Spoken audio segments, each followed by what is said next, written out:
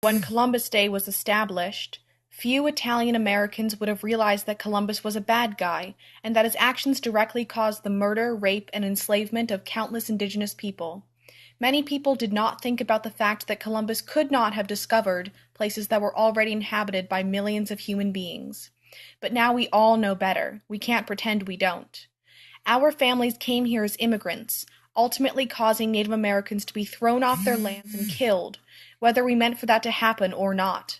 The very real hardships and prejudice that our families endured as immigrants do not compare to the ongoing genocide of Native Americans. We are now part of every institution in this country, while the Native people continue to be treated as outcasts on their own land.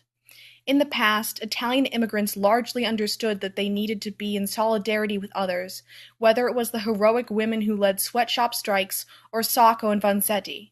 Today, many Italian Americans continue that progressive tradition and support social and economic justice and the rights of newly arrived immigrants. It's time for us to say goodbye to Columbus and instead embrace the proud history of the Italian American workers, artists, teachers, writers, scientists, and others whom we can celebrate in good conscience. We have to stop ignoring Native people when they speak out about the past and the suffering that they continue to endure. We owe Native Americans an apology for the immense harm that we have done to them, and we need to repair our relationship with them.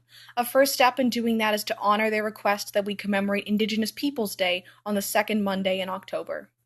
I am Italian American, and I support Native Americans and Indigenous Peoples Day. Columbus came to this continent purely by mistake, first of all, and he led the way to it being rampaged and pillaged by Europeans when there were thousands of people living here, in fact millions, taking care of this continent for thousands of years. So their suffering and their heritage should be recognized, not Columbus.